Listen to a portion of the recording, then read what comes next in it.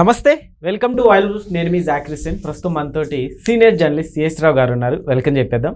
Hi sir, నమస్తే. నమస్తే. జగన్మోహన్ రెడ్డి గారు కొత్తగా ఇప్పుడు కమ్మ సామాజిక వర్గాన్ని దగ్గర తీసుకున్నట్టు కనిపిస్తోంది సార్, అంటే దగ్గర తీసుకుంటున్నట్టు. సో ఏం చెప్తారు? ఇది చాలా విచిత్రమైనటువంటి పరిణామం. ఆయన పల్నాడు వెళ్ళారు బుధవారం రోజున. అక్కడ నాగమల్లేశ్వరరావు అనే అతన్ని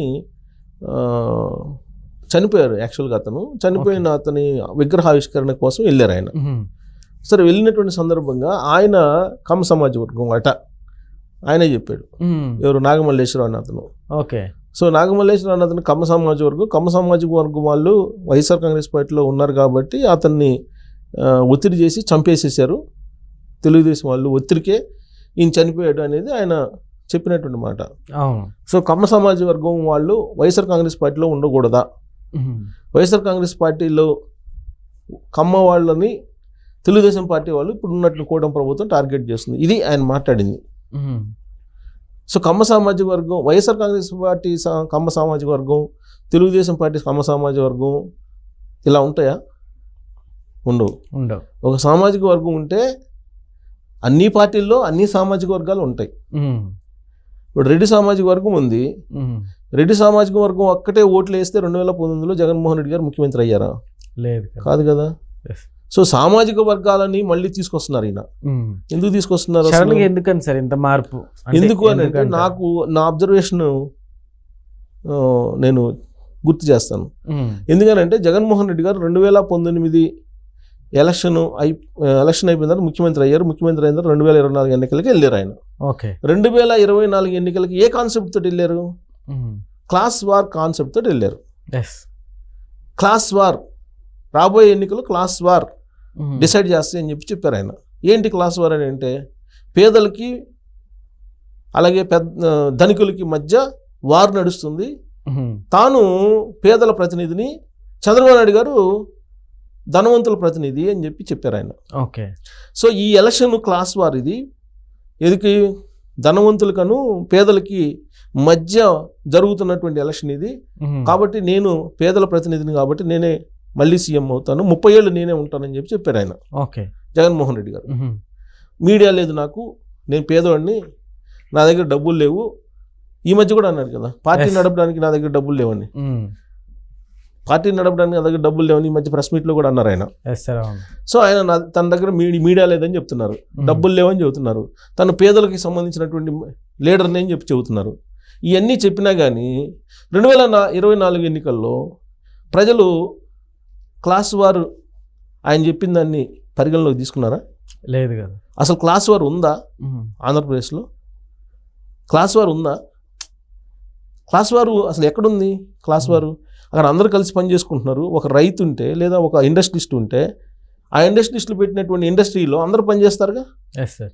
క్లాస్ వార్ ఎక్కడి నుంచి వస్తుంది? అక్కడ ఒక రైతు ఉన్నారు, రైతు వ్యవసాయం చేస్తారు, రైతు కూలీలు వస్తారు, రైతుకి రైతు కూలీలకి మధ్య గొడవ పెట్టాలని ప్రయత్నం ఆయన చేసింది. అదేగా క్లాస్ వార్ అంటే. సో అది నడవల, అది లేదు, అది ఫెయిల్ అయింది. ఇప్పుడు ఏంటి మళ్ళీ? ఇప్పుడు అది ఫెయిల్ అయింది కాబట్టి 2019 ఎన్నికల్లో క్రిస్టియానిటీ అనేటువంటి కాన్సెప్ట్ని తీసుకొచ్చారు ఆయన. క్రిస్టియానిటీ కాన్సెప్ట్ని తీసుకొచ్చి క్రిస్టియన్స్ అందరినీ తన వైపు తిప్పుకునే ప్రయత్నం చేసి సక్సెస్ అయ్యారు. ఎందుకు? ఆ రోజు బ్రదర్ అనిల్ ఆయన బావమర్ది వీళ్ళు కుటుంబం అంతా కలిసి ఈ చర్చిలకు వెళ్ళేసి చర్చి ఫాదర్స్ అందరినీ కూడా కలిసి తమ వైపు తిప్పుకునేటువంటి ప్రయత్నం చేశారు. అప్పుడు షర్మిల గారు కూడా జగన్ తోటి ఉన్నారు. సో చర్చి ఫాదర్స్ అందరిని కలుపుకొని క్రిస్టియానిటీని అంతటిని తమ వైపు తిప్పుకునేటువంటి ప్రయత్నం చేశారు. అలాగే 2019 ఎన్నికలకు ముందు బాబాయ్ మర్డర్ జరిగింది, దాని సింపతి కింద కన్వర్ట్ చేసుకోగలిగారు. కోడికత్తిని తన వైపు తిప్పుకున్నారు. రెడ్డి సామాజిక వర్గం కోణం నుంచి ఫోకస్ చేశారు. రాజశేఖర రెడ్డి గారి మరణాన్ని కూడా రాజకీయ కోణం నుంచి చూపించారు. ఒక్క ఛాన్స్ అన్నారు అప్పటికి కూడా. సరే, ఎట్టకేలకు ఇచ్చారు. ఇచ్చిన తర్వాత ఏం చేశారు అందరూ చూశారు. మరి అదంతా అయిపోయింది. 2024 వచ్చేటప్పుడు క్లాస్ వార్ అన్నారు. సో క్లాస్ వారికి వర్కౌట్ కావాలి, 11 స్థానాలు పరిమితం అయ్యారు. సో ఇప్పుడు ఏం చేయాలి? ఇప్పుడు ఆంధ్రప్రదేశ్లో మళ్ళీ అధికారంలో రావాలి, ఏం చేయాలి అని అంటే మళ్ళీ అయిపోయింది, మతాలకు సంబంధించింది అయిపోయింది 2019లో. క్లాస్ వార్ అనేది అయిపోయింది 2024లో. ఇప్పుడు మిగిలింది ఏంది? ఇంకా కులాల వారు. ఈ కులానికి సంబంధించినటువంటి మళ్ళీ ప్రారంభిస్తున్నారు. దాంట్లో భాగంగా కమ్మ వైఎస్ఆర్ కాంగ్రెస్ పార్టీలో ఉండకూడదా కమ్మ వాళ్ళు అంటే చంద్రబాబు నాయుడు గారికే ఊడిగం చేయాలా అనేటువంటి మాటలు మాట్లాడుతున్నారు ఆయన. చంద్రబాబు నాయుడు గారు మొత్తం కమ్మోళ్ళని కావాలని చెప్పి ఆయన అడుగుతున్నారా? ఓకే, ఆయన ఈరోజు అడగలేదే. తెలుగుదేశం పార్టీలో ఎంతమందికి పదవులు ఇచ్చారు కమ్మోళ్ళకి? ఎంతమంది మంత్రివర్గంలో ఉన్నారు? ఎంతమంది కీ పోస్టులో ఉన్నారు? బీసీలు ఎంతమంది ఉన్నారు? ఎస్సీలు ఎంతమంది ఉన్నారు? మైనారిటీలు ఎంతమంది ఉన్నారు తెలుగుదేశం పార్టీలో? అందరికీ తెలుసు కదా. అసలు ఆ పార్టీ పుట్టిందే బీసీలు మొత్తం తన బీసీలు ఓన్ చేసుకుంటారు ఆ పార్టీని. ఎస్టీలు ఓన్ చేసుకుంటారు, ఎస్సీలు ఓన్ చేసుకుంటారు, మైనారిటీలు ఓన్ చేసుకుంటారు మొదటి నుంచి. మరి ఆ పార్టీకి కుల రంగును అంటగట్టేటువంటి ప్రయత్నమా ఈ పల్నాడు వెళ్ళినటువంటి సందర్భంగా? అంటే ఆయన ఏం చెప్తున్నారు? వైఎస్ఆర్ కాంగ్రెస్ పార్టీలో ఉండే కమ్మ వాళ్ళని కూటమి టార్గెట్ చేస్తుంది అన్నారు. అసలు టార్గెట్ చేసింది ఎవరు కమ్మాస్ని? 2019 అధికారంలోకి వచ్చిన తర్వాత జగన్మోహన్ రెడ్డి గారు కమ్మ వాళ్ళని ఎక్కడున్నా సరే టార్గెట్ చేయండి అని చెప్పి వైఎస్ఆర్ కాంగ్రెస్ పార్టీ లీడర్లకు చెప్పారని చెప్పేసి 2-3 లీడర్లు నాకు బాగా క్లోజ్గా ఉండేటువంటి వాళ్ళలో ఒక క్యాబినెట్లో మినిస్టరే నాతో అన్నారు. ఒక ఆయన అప్పట్లో క్యాబినెట్లో ఉండే మినిస్టరే. ఓకే, నాకు చాలా అత్యంత ఫ్రెండ్ ఆయన. రాజశేఖర రెడ్డి గారు సీఎంగా ఉన్నప్పటి నుంచి అంత బహిరంగంగా చెప్పారు సార్. ఆయన నాకు బాగా క్లోజ్, ఫ్యామిలీ ఫ్రెండ్. ఆయన నాకు చెప్పాడు. ఓకే, ఏం చెప్పాడు తెలుసా? నేను హైదరాబాద్ వస్తే ఆయన్ని నేను కలవడానికి వెళ్ళాను 2-3 సార్లు. నువ్వు ఎక్కువ రామాకు, మళ్ళీ మన ఇద్దరం మధ్య ఫ్రెండ్షిప్ ఉంది, ఎక్కువ వస్తే మళ్ళీ సీఎం ఆఫీస్కి ఇన్ఫర్మేషన్ వెళ్ళిద్ది, కమ్మోళ్ళకి చేయొద్దు అంటున్నాడు ఆయన. నువ్వు అడిగేది ఏం లేదు, నేను చేసేది ఏం లేదు, కానీ కమ్మోళ్ళు ఎందుకు దగ్గర తీసుకుంటున్నావు అని అడుగుతారు. ఎప్పుడు అనుంటే నాకు ఫేస్ టైంలో ఫోన్ చేయి, మన ఇద్దరు మాట్లాడుకుందాం అని చెప్పాడు. అవునా సార్? ఆయన పేరు నేను చెప్పకూడదు ఇప్పుడు. యాక్చువల్గా వైఎస్ఆర్ కాంగ్రెస్ పార్టీలో లేడు ఇప్పుడు ఆయన. చెప్పొచ్చు కానీ ఎందుకు అనవసరంగా అని చెప్పట్లేదు. సో అది జగన్మోహన్ రెడ్డి గారికి బంధువు కూడా మళ్ళీ ఆయన. ఎందుకని సార్ అంత పగ? ఎందుకని కమ్మ వాళ్ళంటే జగన్మోహన్? అంత పగ ఉంది కదా. అంత పగ ఉన్నప్పుడు, కమ్మాస్ మీద నీకు అంత పగ ఉన్నప్పుడు 2019 ఎన్నికలకు ముందు పాదయాత్రకి చేశారు కదా జగన్మోహన్ రెడ్డి గారు. ఓదార్పు యాత్ర ఇది చేశారు, పాదయాత్ర చేశారు. పాదయాత్ర చేసినప్పుడు ఆయన రామోజీరావు గారి దగ్గరికి వెళ్ళి రామోజీరావు గారు ఆశీస్సులు ఎందుకు తీసుకున్నారు? అదే రామోజీరావు గారిని అధికారంలోకి వచ్చిన తర్వాత ఒక్క రోజైనా జైల్లో పెట్టాలి అని చెప్పి రకరకాల ప్రయత్నాలు చేశారు కదా. అలాగే ఇక్కడ చిత్తూరు జిల్లాలో గల్లా జయదేవ్ గారు వాళ్ళ ఫ్యాక్టరీ ఉంది అక్కడ, అమర్ రాజా ఫ్యాక్టరీ ఎత్తేసేదాకా వాళ్ళు ఒప్పుకోలేదు కదా. లాస్ట్కి గల్లా జయదేవ్ గారు రాజకీయాల నుంచి కూడా నేను వైదొలుగుతున్నాను, నా వ్యాపారాలు నాకు ఇంపార్టెంట్ అని చెప్పి బయటకు వచ్చే పరిస్థితికి తీసుకొచ్చారు కదా. కోడెల శివప్రసాద్ గారు ఆత్మహత్య చేసుకునే పరిస్థితికి ఎవరు తీసుకెళ్లారు? ఇలా చెప్పుకుంటూ పోతే అనేక మంది కమ్మ సామాజిక వర్గం సంబంధించినటువంటి ఇండస్ట్రియలిస్టులని, పొలిటీషియన్స్ని టార్గెట్ చేశారు. ఆయన అధికారంలోకి వచ్చిన తర్వాత చేసింది ఏంది? కమ్మాస్ మీద ఆడుండేటువంటి 4-5 కమ్మాస్ తోటి తిట్టించే కార్యక్రమం పెట్టారు. ఎవరెవరో కొడాలి నాని, వల్లభనేని వంశీ, వీళ్ళతో తిట్టించే కార్యక్రమం పెట్టారు. వాళ్ళు అసలు నోటికి ఎంత వస్తే అంత మాట్లాడారు కదా. సీన్ కట్ చేస్తే ఇప్పుడు జైల్లో ఉన్నారు ఒక ఆయనకి హార్ట్ ప్రాబ్లం వచ్చి ఉన్నారు. కమ్మ సామాజిక వర్గాన్ని టార్గెట్ చేసింది ఎవరు? జగన్మోహన్ రెడ్డి గారు. జగన్మోహన్ రెడ్డి గారి కారణంగానే కమ్మ సామాజిక వర్గం, అసలు జగన్ అనే అతను కుల ప్రాతిపదికన రాజకీయాలు నడుపుతున్నాడు, ఇతను రాష్ట్రానికే అన్యాయం జరుగుతుంది, రాష్ట్ర అభివృద్ధి ఆగిపోతుంది ఇతను ఉన్నందువల్ల అని చెప్పేసి వాళ్ళ సాయశక్తుల ప్రయత్నం చేసి 2024 ఎన్నికల్లో ఓడించారు. ఓకే, అందరు కలిసి ఓడించారు, ఒక కమ్మ సామాజిక వర్గం కాదు. అయితే కమ్మ సామాజిక వర్గం ఎప్పుడూ రాజకీయాల్లో నిలబడి చేయలేనటువంటి వాళ్ళు కూడా వచ్చి చేశారు. దానికి కారణం ఏంటంటే జగన్మోహన్ రెడ్డి గారు ఉంటే రాష్ట్రం బాగుపడదు, జగన్మోహన్ రెడ్డి గారు ఉంటే రాష్ట్రం అభివృద్ధి చెందదు, కులాల రాజకీయాలు, మతాల రాజకీయాలు ఇవి చేస్తూ ఉంటారు, కాబట్టి ఉండడానికి లేదనే ఉద్దేశంతో అందరూ కలిసి జగన్మోహన్ రెడ్డి గారిని 11 స్థానాలకు పరిమితం చేశారు. ఇది కదా వాస్తవం. మరి ఇప్పుడు వైఎస్ఆర్ కాంగ్రెస్ పార్టీలో ఉండేటువంటి కమ్మోళ్ళు అని అంటే వైఎస్ఆర్ కాంగ్రెస్ కమ్మోళ్ళు అని అంటే ఇంకా వాళ్ళనే టార్గెట్ చేస్తున్నారని అంటే మరి వాళ్ళ చేత మరి వీళ్ళని తిట్టించారు కదా 2019 నుంచి 2024 దాకా. ఇప్పుడు అరెస్ట్ చేస్తే ఏమంటున్నారు వాళ్ళు అరెస్ట్ చేస్తే అందగాళ్ళు అందుకని అరెస్ట్ చేశారని చెప్తున్నాడు ఆయన. అదే కదా ఆయన చెప్పింది. వల్లభనేని వంశీని ఎందుకు అరెస్ట్ చేశారంటే ఆయన అందంగా కనపడతాడు, అందంగా ఉంటాడు, అందుకని అరెస్ట్ చేశారని చెప్తున్నారు. ఇలా రకరకాలుగా ఆయన చెప్తున్నారు. ఇప్పుడు నాగమల్లేశ్వరరావు వైఎస్ఆర్ కాంగ్రెస్ పార్టీ కార్యకర్త, ఆయన ఎందుకు చనిపోయారు, బెట్టింగ్లు కట్టి చనిపోయారని చెప్పేసి ఆడ ఎంక్వైరీ చేసినటువంటి వాళ్ళే చెప్తున్నారు పోలీసులు, ఆ ఊర్లో కూడా చెప్తున్నారు. దాన్ని కూడా ఈయనేమంటారు, తెలుగుదేశం పార్టీ వాళ్ళు ఒత్తిడి చేస్తే ఆ ఒత్తిడి తట్టుకోలేక చచ్చిపోయాడని ఈయన అంటారు. సరే, ఎవరు వాదన వాళ్ళు చేస్తారు. దీనికి మళ్ళీ కులం రంగు ఎందుకు, దీని మళ్ళీ కులం రంగు ఎందుకు, మళ్ళీ కమ్మాల పక్షాన్ని నేను ఉన్నానని చెప్పి ఒక స్లోగన్ ఇవ్వడం దీనికి మళ్ళీ ఇప్పుడు కమ్మోళ్ళు ఎక్కడైతే ఉన్నారో వాళ్ళందరినీ ఏర్పాటు అయింది అని చెప్పి చెప్పారు కదా. కరోనా సమయంలో కమ్మ సామాజిక వర్గం సంబంధించిన ఇండస్ట్రీస్టులు తయారు చేసిన, సైంటిస్టులు తయారు చేసినటువంటి వ్యాక్సిన్ కూడా కమ్మ వ్యాక్సిన్ అన్నారు కదా. కరోనాని కమ్మ ఏదో అన్నారు, కమ్మోరా అని ఏదో అన్నారు.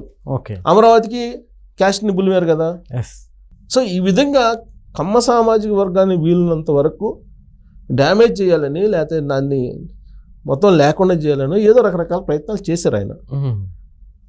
ఇప్పుడు ఒక సామాజిక వర్గాన్ని టార్గెట్ చేసినందువల్ల ఎందుకు నీ కక్ష ఉందనుకో, నిజంగా పోరాడు. రామోజీరావు గారి దగ్గరికి వెళ్ళి 2018లో ఎందుకు ఆయన ఆశీస్సులు తీసుకున్నావు, మరి కమ్మ సామాజిక వర్గం మీద అంతా నీకు ఈర్ష్య, కోపం, ఆగ్రహం, ద్వేషం ఉన్నప్పుడు ఎందుకు వెళ్ళినట్టు ఆయన ఓపెన్గా చెప్పచ్చు కదా. కమ్మ సామాజిక వర్గం మీద నాకు ద్వేషం ఉంది, నేను ఆ సామాజిక వర్గం మీద పోరాటానికే నాకు అధికారం కావాలి అని చెప్పచ్చు కదా ఓపెన్గా. కానీ అలా కాకుండా అధికారం వచ్చేదాకా ఒక రకంగా, అధికారం వచ్చిన తర్వాత ఇంకొక రకంగా కమ్మ సామాజిక వర్గంలో ఉండేటువంటి వాళ్ళనే కమ్మ సామాజిక వర్గం చేత తిట్టిస్తారా. ఇప్పుడు అక్కడ వాళ్ళ పార్టీలో ఉన్నటువంటి వాళ్ళు రెచ్చిపోయారు కదా మొన్నటిదాకా. వినరా అనేటువంటి మాటలన్నింటిని కూడా వినాల్సి వచ్చింది కదా. చంద్రబాబు నాయుడు గారు సామాజిక వర్గం అంటారు, అదేమంటే కమ్మ సామాజిక వర్గం అనలేరా. చంద్రబాబు నాయుడు గారు ఒక సామాజిక వర్గం, ఆ సామాజిక వర్గంలో ఆయన ఒకళ్ళు ప్రముఖుడు, అంతే కదా. చంద్రబాబు నాయుడు సామాజిక వర్గం అంటారు. ఆ రోజు ఎన్నికల కమిషనరు రమేష్ కుమార్ గారు ఉంటే, ఐఏఎస్, సీనియర్ ఐఏఎస్, మచ్చలేనటువంటి ఐఏఎస్, ఆయన కూడా కమ్మ సామాజిక వర్గానికి సంబంధించినటువంటి కమిషనర్, ఎన్నికల కమిషనర్ అని ఆ రోజు కామెంట్ చేశారు ఆయన. ఇప్పుడు పల్నాడు వెళ్ళిన సందర్భంగా డిఎస్పీ హనుమంతరావు గారిని ఎవరు ఉన్నారంట అక్కడ, ఆయన ఎవరినో పిలిచేసి కమ్మోడు అయ్యిండి నువ్వు వైఎస్ఆర్ కాంగ్రెస్ పార్టీలో ఎలా ఉంటావు అని చెప్పేసి ఈయన అడిగాడని చెప్పేసి ఈయన ఆడ పోయి ఒక డిఎస్పీకి అంటగడతాడు కులాన్ని. అధికారులకి నువ్వు అంటగడితే కులాన్ని వాళ్ళు పనిచేయగలరా? కులాన్ని అంటగడితే అధికారులది ఏముందండి, ప్రభుత్వం ఏది ఉంటే ఆ ప్రభుత్వానికి అనుకూలంగా పనిచేసుకుంటూ వెళ్ళిపోతుంటారు. వాళ్ళకి కులాన్ని అంటగడితే ఎలా పనిచేయాలి వాళ్ళు? అన్ని వర్గాలకి పనిచేయడానికి కదా వాళ్ళు ఉద్యోగంలో ఉండేది. వాళ్ళకి కులాన్ని అంటగడుతుంటారు, ఐఏఎస్లకి కులాన్ని అంటగడుతుంటారు, ఐపీఎస్లకి కులాన్ని అంటగడుతుంటారు, పొలిటీషియన్స్కి కులాన్ని అంటగడుతుంటారు, కళాకారులకి అంటగడుతుంటారు. అదేమంటే చంద్రబాబు నాయుడు గారి కులం అంటారు. చంద్రబాబు నాయుడు సామాజిక వర్గం, చంద్రబాబు నాయుడు గారి సామాజిక వర్గం అనేది ప్రత్యేకంగా ఉందా? ఉన్న సామాజిక వర్గాల్లో చంద్రబాబు నాయుడు గారి సామాజిక వర్గం అనేది లేదు. కమ్మ సామాజిక వర్గంలో చంద్రబాబు నాయుడు గారు ఒకళ్ళు, చంద్రబాబు నాయుడు గారి సామాజిక వర్గం అంటారు ఆ రోజున ఎలక్షన్ కమిషనర్ గురించి మాట్లాడుతూ. అంటే ఎంత ద్వేషం పెట్టుకొని ఇప్పటి వరకు ఉంటూ ఇప్పుడు మళ్ళీ కమ్మాస్ని, వైఎస్ఆర్ కాంగ్రెస్ పార్టీ కమ్మాస్ని టార్గెట్ చేస్తున్నారు, వాళ్ళకి నేను అండగా ఉంటాను ఇవన్నీ మాట్లాడటం అంటే ఆయనకి ఇప్పుడు జ్ఞానోదయం అయినట్టు. జ్ఞానోదయం అయిందా లేకపోతే రెడ్డి సామాజిక వర్గం దూరం అయిపోయింది ఇప్పుడు? అసలు ఆయన రెడ్డికి సామాజిక వర్గానికి సంబంధం లేనటువంటి లీడర్గా అని చెప్పి రెడ్డి సామాజిక వర్గం చెబుతుంది. రెడ్డి సామాజిక వర్గం జారిపోయి కమ్మ సామాజిక వర్గం దూరం అయిపోయి, బీసీలు దూరం అయిపోయి, ఎస్సీలు ఎలాగూ దూరం అయిపోయారు. ఎందుకు ఎస్సీ వర్గీకరణ అమలు చేసిన తర్వాత ఎస్సీలు దూరం అయిపోయారు, ఎస్టీలు ఆల్రెడీ దూరం అవుతారు. ఇలాంటి పరిస్థితుల్లో ఆయనకి ఏం అర్థం కాక ఈ విధమైన కామెంట్లు చేస్తున్నారని చెప్పి అనుకుంటున్నారు చాలామంది. ఆ కులాలతో ఏం సంబంధం ఆయనకి? ఒక రాజకీయ పార్టీ పెట్టినప్పుడు ఒక రాజకీయ పార్టీ అధినేతగా కుల ప్రాతిపదికన రాజకీయాలు చేస్తారా, మత ప్రాతిపదికన రాజకీయాలు చేస్తారా? ఒకవేళ ఏదన్నా అలాంటి ఈక్వేషన్స్ ఉన్నా కానీ బయటికి మీలాంటి వాళ్ళు సెలబ్రిటీస్ ఆయన ఒక పార్టీ అధినేత చెప్పినప్పుడు సమాజం మీద దాని ప్రభావం తీవ్రంగా ఉంటుంది. చెప్పకూడదు కదా. సో జగన్మోహన్ రెడ్డి గారు తెలుసుకోవాలి. సో అవసరానికి ఒక రకంగా, అవసరం తీరిపోయిన తర్వాత ఇంకో రకంగా, అంటే ఏరు దాటాక ఏదో అంటారు, ఏడు దాటాక మల్లన్న, ఏరు దాటిన తర్వాత బోడి మల్లన్న అంటారు. అలా జగన్మోహన్ రెడ్డి గారి తీరు డిఫరెంట్గా ఉంది. ఓకే. పల్నాడు వెళ్ళిన కాన్సెప్ట్ ఏంటి, ఆయన మళ్ళీ దాని కుల ప్రాతిపదికన మొత్తం దాన్ని డైవర్ట్ చేయటం ఏంటి, ఇదంతా కూడా కేవలం తల్లికి వందనం కారణంగా ప్రభుత్వానికి పేరు వస్తుందని చెప్పి డైవర్షన్ పాలిటిక్స్ అనే యాంగిల్లో ఇప్పుడు తెలుగుదేశం పార్టీ కూడా భావిస్తుంది. మరి దీన్ని వాళ్ళు ఎలా అధిగమించుకుంటారో అనేది మనం చూడాలి. Okay sir, thank you.